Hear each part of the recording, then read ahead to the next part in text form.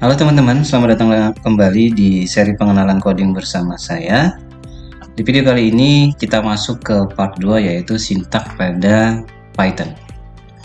Kalau di video sebelumnya kita udah mengenal apa itu coding dan bagaimana cara kerjanya secara umum, sekarang kita akan belajar bagaimana menuliskan kode Python dengan aturan penulisan yang benar. Jadi seperti sebelumnya, seperti video sebelumnya saya bilang bahwa yang namanya coding itu adalah menulis kode. Jadi kalau nulis itu mesti benar gitu. Sama kayak kita kalau belajar bahasa Indonesia, belajar bahasa Inggris, kalau namanya nulis itu mesti ada aturan yang benar supaya bahasanya itu tidak terjadi salah paham orang yang menerimanya ya. Jadi bahasa itu benar-benar bahasa, baik di dalam dunia nyata maupun di dalam dunia pemrograman bahasa juga harus benar. Gimana kalau misalkan salah dalam menuliskan bahasa pemrograman, menuliskan kode, hasilnya error ya, pasti error. Nah, di materi kali ini harapannya itu adalah bahwa teman-teman paham sintak dalam bahasa pemrograman dalam pemrograman Python itu apa gitu ya.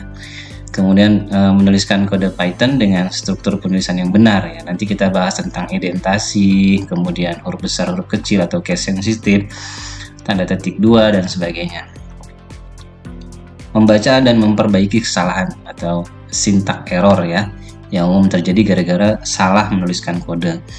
Kemudian memahami konsep variabel. Nah, ini sebagian kecil kita sisipkan di part 2 ini tentang variabel. Sebenarnya variabel itu panjang, tapi nanti kita bagian variabelnya kita sisipkan di awal di akhir untuk pengenalan variabel. Dan nanti selanjutnya akan diteruskan di part 3 tentang variabel. Oke, kita lanjut. Apa sih sintak itu sebenarnya? Sintak itu dalam dunia pemrograman adalah aturan penulisan kode, sama seperti kita tata bahasa dalam bahasa manusia. Kalau kita salah menuliskan kalimat, orang bisa jadi salah paham ya gitu ya. Jadi kalau kita ngomong, orang bisa salah paham kalau kita ngomongnya nggak benar, nulisnya nggak benar gitu ya. Begitu juga dalam Python, kalau sintaknya salah, komputer tidak bisa menjalankan program kita, alias error. Nah, itu digambar di slide. Saya berikan contoh penulisan yang error ya. Di situ tahu nggak kira-kira errornya apa? Nah, errornya adalah kita akan lihat. Nah, kita akan coba ya, kita akan praktekkan. Nah, kita buka website yang kemarin ya, W3 School atau W3 School yang kita kemarin akses. Lalu kita pilih Python. Kemudian kita masuk ke Python sintak. Nah, jadi kita akan coba di sini, kita buka editornya ya. Saya buat begini biar lebih mudah. Nah, saya akan berikan contoh penulisan atau coding yang salah ya. Contoh nih, ini kita hapus dulu. Nanti kita akan bahas setelah yang ini. Contoh ya, ini yang benarnya ya, ini yang benarnya. Kalau kita kemarin kan hello world. Nah, ini kalau benar dia akan menghasilkan output ya. Nah, ini berarti penulisan coding kita atau coding kita benar. Nah, seandainya kalau misalnya perintah print ini saya ganti P-nya menjadi huruf kapital atau huruf besar, maka akan terjadi error ya, karena di Python itu huruf besar, huruf kecil atau case sensitive itu sangat diperhatikan. Lihat ini disebutkan errornya ya di apa? Di Python itu di outputkan errornya apa? Lihat di sini, name print is not defined. Nah, katanya did you mean print, artinya apakah maksudnya adalah print katanya gitu. Jadi kita udah dikasih tahu itu errornya di mana. Errornya itu di line 1 atau di baris pertama ya. Misalkan nanti di kode kamu tuh banyak, ada ratusan baris kode, maka dia akan beritahu errornya di sebelah mana. Errornya itu di line 1 atau di baris pertama ini errornya. Udah ketahuan errornya di mana, maka kita perbaiki di sini. Printnya jadi P kecil gitu ya, komennya jadi P kecil. Maka errornya jadi hilang. Oke, itu salah satu contohnya. Kita lanjut. Struktur dasar sintak Python ya. Jadi kita akan bahas indentasi yang pertama. Indentasi itu adalah salah satu yang menandai di Python bahwa kode-kode dalam pemrograman itu punya blok-blok ya. Kalau biasanya kalau di PHP, JavaScript itu pembedanya itu dengan menggunakan kurung kurawal seperti ini ya. Tapi kalau di Python itu dia tidak menggunakan kurung kurawal, dia menggunakan indentasi. Nah, ini akan kita coba sekaligus kita coba biar langsung paham. Kita balik lagi ke W3 School. Nah, contoh nih ya. Ini yang namanya blok program saya. Blok kode ya, blok kodenya saya contohkan. Misalnya, if jika 5 lebih besar daripada 2, maka kita suruh komputer memberi perintah print bahwa 5 lebih besar daripada 2. Nah, seperti itu. Ya, kita jalankan. Dia akan mencetak atau output 5 lebih besar daripada 2. Nah, yang saya sebut dengan indentasi itu ini ya. Nih, jarak atau space dari kode pertama menuju kode kedua. Nah, ini adalah sebuah blok kode. Jadi, kode ini di dalam blok kode if ya. Kalau saya enter lagi di bawah sini ini sudah beda blok lagi. Jadi misalnya di sini saya ketik perintah print ini adalah blok kode kedua. Nah, ini bagian kedua. Jadi yang print di bawah ini yang kedua tidak termasuk dalam blok ini ya, tidak termasuk di dalam blok pertama ini. Tidak termasuk dalam bagian kode pertama ini. Ini di luar blok if. Nah, itu namanya blok. Kalau kita kasih space di sini, kita kasih space di sini. Kita kasih indentasi. Space itu bisa 2, 3, 1 space, 1 2 space, 3 space, tapi idealnya adalah minimal 1 space ya untuk memberikan pembeda antara blok satu dengan blok yang lain. Itu adalah indentasi ya. Nanti kalian akan lebih paham lagi dengan beberapa contoh yang akan kita berikan nanti tentang indentasi. Kita lanjut lagi. Titik 2. Nah, titik 2 tadi sudah saya jelaskan, saya berikan contoh juga di kode sebelumnya. Python juga menggunakan titik 2 setelah perintah seperti if, for, atau while ya. Nanti setelah pengenalan ini sudah paham, nanti kalian akan belajar tentang perulangan seperti for atau while dan seterusnya. Dan setiap ada logika di situ ada tanda titik 2 ya, atau di pemotongan hasil logika itu dia menyatakan statement yang akan dijalankan atau perintah yang akan dijalankan itu apa itu setelah titik 2. Kemudian yang case sensitif. Nah, case sensitif tadi udah dijelaskan pertama ya. Yang tadi huruf besar dan huruf kecil itu dianggap pasti berbeda. Antara P besar dengan P kecil itu tidak sama. Karena P itu adalah kapital satunya, P yang satunya adalah bukan kapital. Itu namanya case sensitif. Jadi sangat sensitif. Huruf besar dan huruf kecil itu berbeda. Walaupun kalau menyebutkannya kita sama. Misalkan nama dengan nama. Nama dengan N-nya huruf besar dengan nama dengan N-nya huruf kecil itu berbeda dianggap Python ya. Gitu. Kita lanjut. Masuk ke dalam Python variabel. Nah, ini tidak asing sebenarnya kalau yang sering belajar matematik ya di tingkat SMP atau di SMA atau di SMK tingkat sekolah. Yang namanya variabel itu pasti udah nggak asing lagi ya. Variabel itu adalah wadah untuk menyimpan data di dalam program. Kalau di matematik juga untuk menyimpan sebuah nilai tertentu ya. Nah, di gambar ini saya berikan contoh X itu adalah variabel isinya atau nilainya ada 5. Kemudian Y itu juga adalah variabel. Nilai dari Y itu adalah hello world. Nah, kita akan coba langsung praktekkan. Ya, langsung kita praktekkan di dalam Y3 School. Kita akan membuat dua buah variabel ya, yang tadi seperti tadi X sama dengan 5, Y sama dengan hello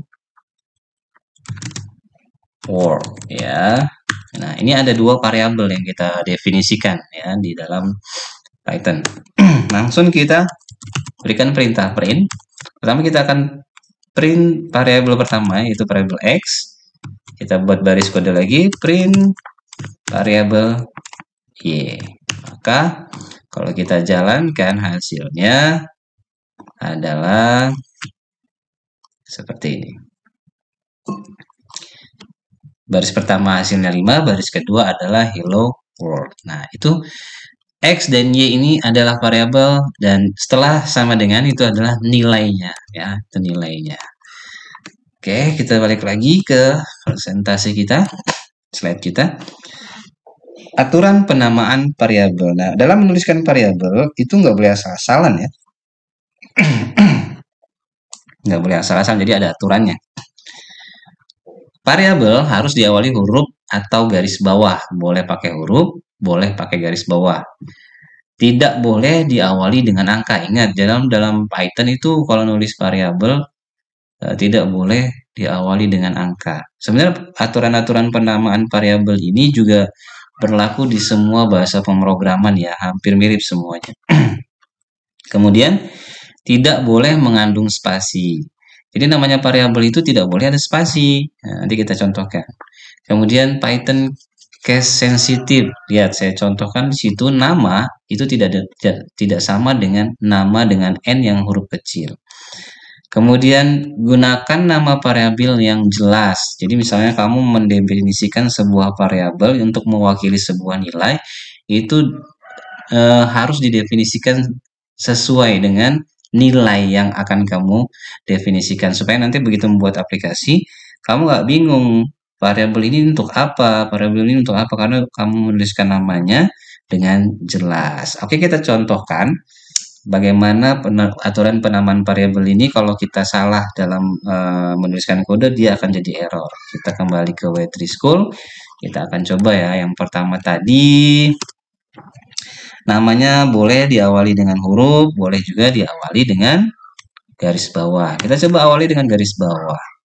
Data misalnya ya. Saya beri nama variabel garis bawah data. Data ini data misalnya ya. Kemudian diawali dengan huruf. Udah jelas tadi kita sudah coba ya, diawali dengan huruf. Misalnya ID ya, ID sama dengan 2 ya gitu. Nah, dua contoh ini diawali dengan huruf dan diawali dengan garis bawah. Kita akan coba kalau benar dia tidak akan error, kalau salah penulisannya dia pasti error. Misalnya print ID, data. Kita coba print ID dan data. Kita run. Nah, 2 ini data. 2 diambil dari variabel ID, kemudian ini data diambil dari variabel garis bawah data. Nah, tidak boleh ada spasi katanya ya. Seperti yang tadi kita jelaskan di slide bahwa tidak boleh mengandung spasi. Kita tes bagaimana misalkan kita membuat sebuah variabel jika ada spasinya. Misalnya kita buat variabel nama kelas. Misalnya hasil nilainya adalah kelas 71. Nah, ini kan ada spasinya variabelnya ya. Coba sekarang kita jalankan variabel ini, kita coba apakah error gitu ya. Nah, lihat. Nah, jelas error ya. Artinya nggak boleh sama sekali ada spasi di dalam sebuah penamaan variabel. Lihat tuh error dia. Errornya disebutkan di sini bahwa di line pertama nama kelas itu seperti ini errornya ya. Kalau membaca errornya itu ada di sini tuh ya errornya. Nah, di bawahnya disebutkan invalid syntax, artinya salah dalam penulisan kode. Nah, tadi juga disebutkan bahwa tidak boleh ada diawali dengan angka. Coba kita awali dengan angka tanpa spasi, misalnya 2 nama kelas. Tuh, misalkan kita buat seperti itu ya.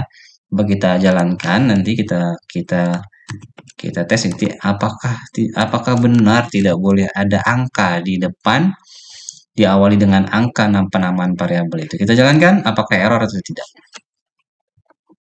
Nah, error lagi kan ya. Nah, itu disebutkan juga di situ errornya, kemudian ditunjukkan juga nih dengan Python errornya. Tuh, lihat ada tanda panah kecil di atas. Ini errornya di sini nih, katanya di line 1 di bagian yang ini. Tuh ya, lihat kursor saya. Di line 1 di bagian yang ini.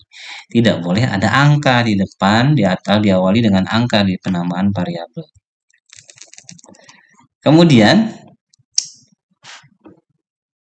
kita lihat case sensitive. Katanya tadi dalam penamaan variabel itu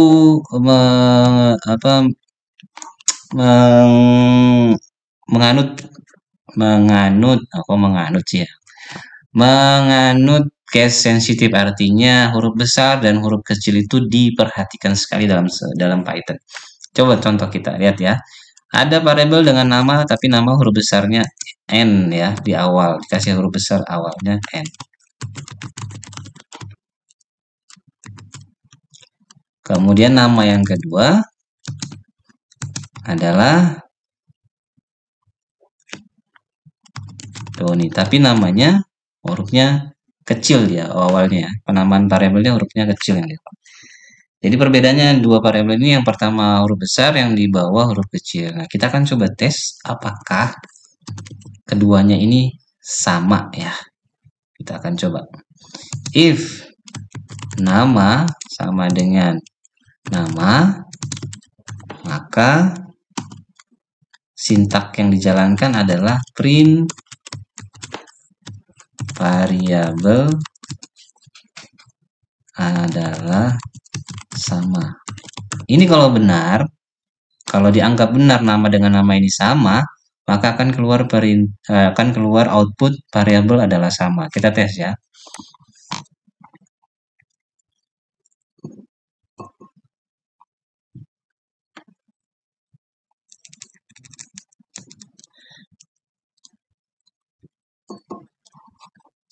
Nah, kosong ya, tidak ada hasil apa-apa di situ karena logika if nama sama dengan nama ini tidak tercapai karena nama variabel pertama dengan n besar ini dengan variabel kedua ini berbeda, walaupun kalau penyebutannya kita sama, tapi penulisannya, sintaknya itu beda ya, bedanya huruf kapital di awalnya itu. Oke. Nah, untuk yang gunakan nama variabel yang jelas itu maksudnya supaya isi atau nilai dari variabel dengan penamaan variabel itu nyambung ya, jangan ngasih nama tapi isinya nggak jelas apa nilainya gitu. Kita lanjut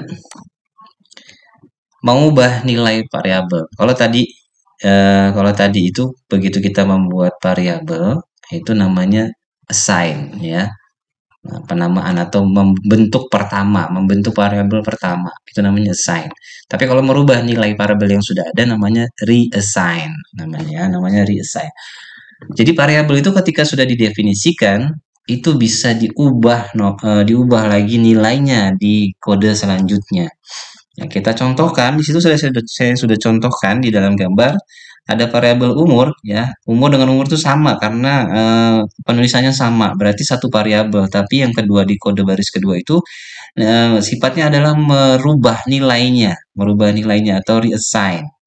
Kita akan coba ya, masuk ke sini, lihat, kita masuk ke white risiko lagi, kita akan buat sebuah variabel umur, kemudian sama dengan pertama umur yang pertama adalah 15. Jadi di dalam Python ini sudah terdefinisi 15. Kemudian kita ubah lagi, kita jalankan kode lagi, umur kita definisikan lagi menjadi 16. Nah, maka ketika kita print variabel tersebut, yang keluar bukanlah 15 karena sudah diubah menjadi 16. Itu namanya reassign atau merubah nilai dari sebuah variabel. Lihat, hasilnya adalah 16.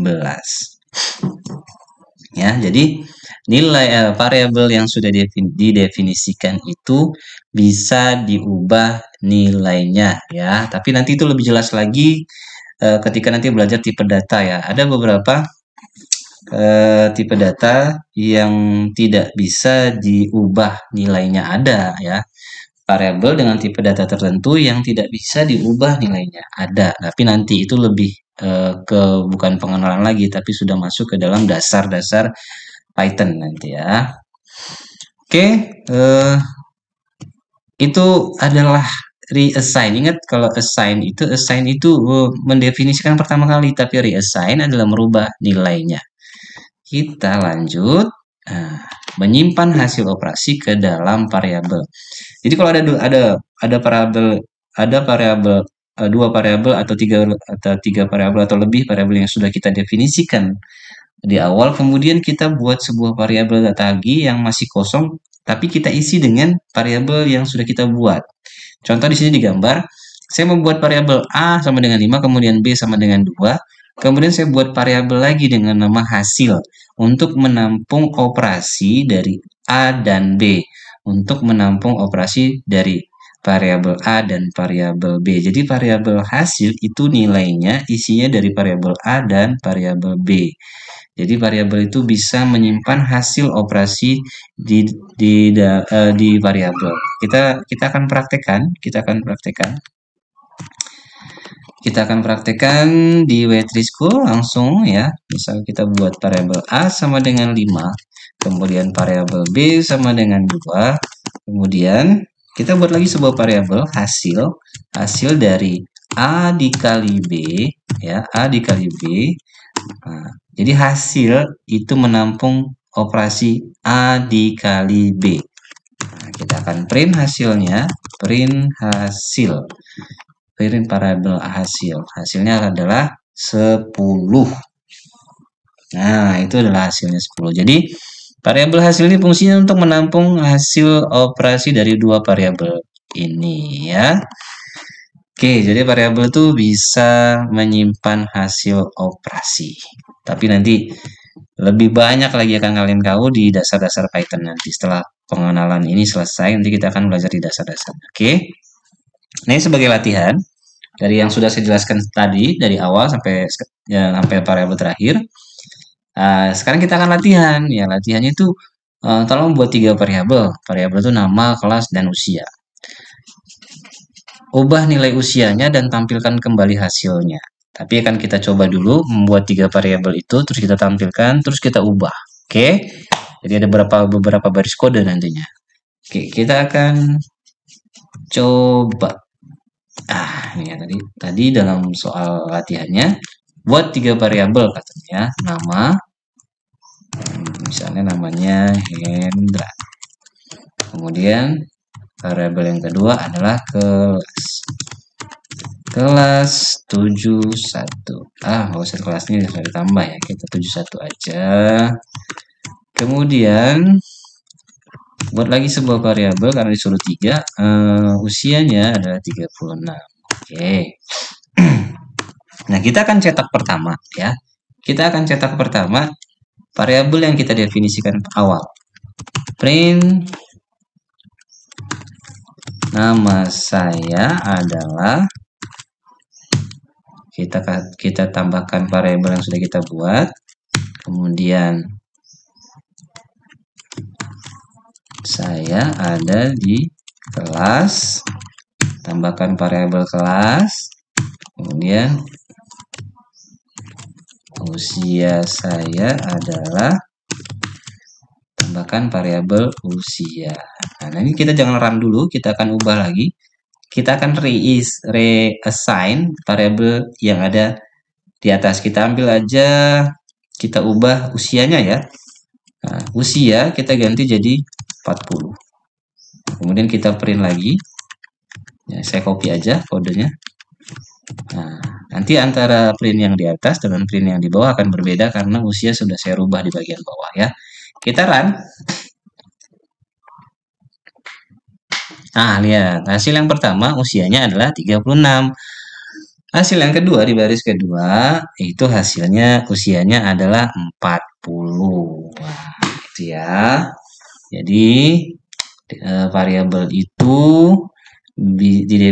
didefinisikan di awal, tapi bisa diubah setelah kode-kode dijalankan, kemudian bisa di reassign atau diubah nilainya ya.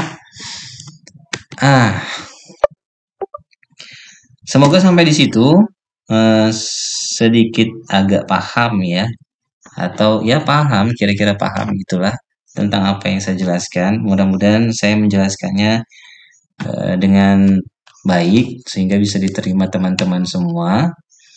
Kalau bermanfaat, suka dengan video ini, silahkan di-share. Ini video bermanfaat, saya buat video ini supaya berbagi ilmu, kita sama-sama belajar ya. Saya juga bukan seseorang yang expert, tapi saya juga masih belajar. Nah, kita di video selanjutnya nanti kita akan tetap membahas lagi tentang variabel, terus kita bahas tentang tipe data dalam Python ya, karena kita akan sudah masuk ke dalam dasar-dasar pemrograman Python. Pengenalannya sudah lah ya, 2 part ini aja. Kemudian nanti di part ketiga kita masuk ke dalam dasar-dasar pemrograman Python, yaitu variabel dan tipe data. Oke.